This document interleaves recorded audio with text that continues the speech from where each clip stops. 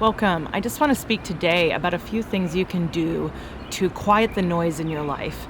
Technology is a great tool, but many of us have let it get out of control and it's really begun to rule our lives, and we feel like we are serving technology rather than technology serving us. And so these are a few keys that I've used over the last few years, my husband and I put into practice in our family.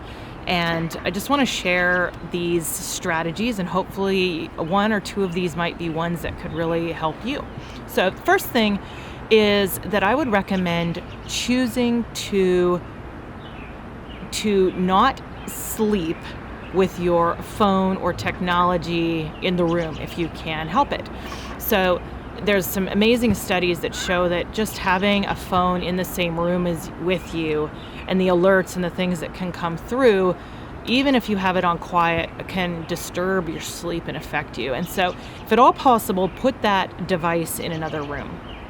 If that doesn't work for you, then set a sleep time where you don't get any alerts unless it's an emergency phone call or emergency text or something like that. Pick your hours from 10 to 6 or 11 to 7 a.m. and set those as your quiet hours to unplug and to limit that. So first thing, just don't even sleep with your cell phone or technology in the room if at all possible. The second thing I would suggest is to turn off all the alerts that you have pinging on your phone. If you're like me, you probably have 100 apps or more, and every one of those apps wants to alert you multiple times in the day. And if those alerts are on average giving you 3 or 4 pings a day, that's 300 or 400 alerts a day that is disturbing your mental state of flow. And honestly, there's a lot of studies that talk about decision fatigue, and it doesn't take a lot, but little distractions that you have to then decide, is this important or is this not important? Am I going to deal with this now or not deal with this now? And if we wake up with a certain capacity each day to make good decisions, you want to use those decisions to focus on the important things and not the mundane and menial things. You don't want to waste that energy that's crucial deciding whether you're going to respond to something that's meaningless. And so turn off the alerts on your phone. I only have 1 or 2 apps that I let give me alerts through the day, and even then, I could probably stop. I can even think of one as I'm talking that has escaped me and honestly has started invading my space in the day rather than feeding me what I want in timely. It's starting to be annoying. And so I need to go back and I need to go through that. There's lots of YouTube videos. If you don't know how to change those alerts on your phones, you can find those really easily.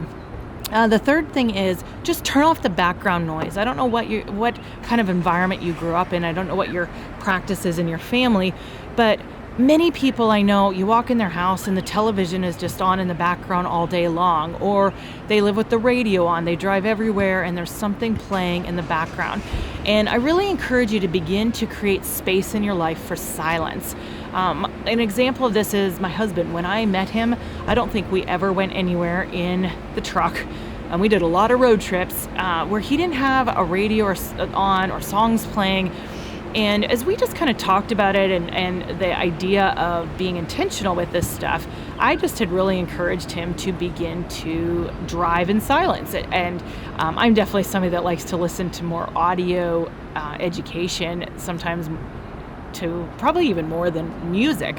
I started feeding him some of that stuff, and he, through the years, he has just decreased the amount that he listens to as he drives. And he's been telling me this past year how much he drives in silence and just how good it is for him and how the thinking that he does. And so when we have space in our lives, you are no longer in that silence. You become a very active participant of your life. You're not just passive. Practice silence, just being in silence and resting in silence and doing things in silence. It can be a really powerful thing.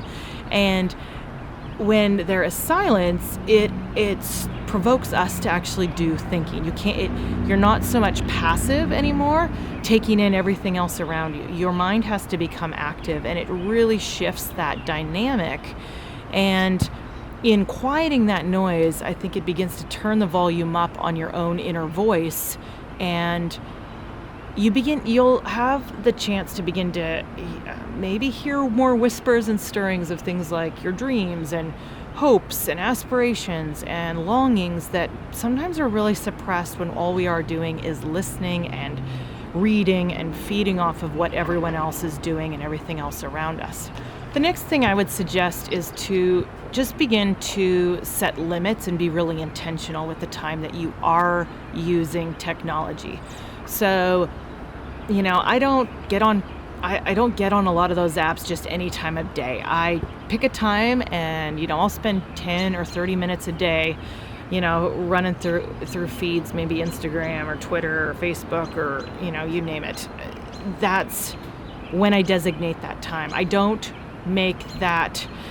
I choose to be the master of my time. And so unless it's an emergency of some sort, I choose to be really intentional and pick the time of day that I'm going to do that and use those platforms and use technology to serve me rather than me serving technology. The last thing I suggest is to pick a day to unplug. Pick a time. If you can't go a whole day, then pick a half day. Pick 3 or 4 hours to unplug, literally. And so leave your phone behind in the car. Turn technology off, get away, get outside, and spend a whole day outside. Choose, or multiple days. It can be a really big thing. And, choosing to pick a period of time, if you have a lot of freedom, then, you might decide to do a detox, a technology detox, once a year for 3 or 4 or 5 days, or once a quarter. I know of a few people that do that. They try and do some sort of major detox of technology, for a week or 2 or more a year. And it can be really powerful, just unplugging from everything, leaving that phone behind, not using all those other mediums, and just choosing to focus on what's in front of you. So with that, I'll leave you for today. My name's Andrea Brown with Thrival Now, a new YouTube channel where I am committed to helping you go from survival to thrival in your health, wealth, and relationships. Thanks for joining me.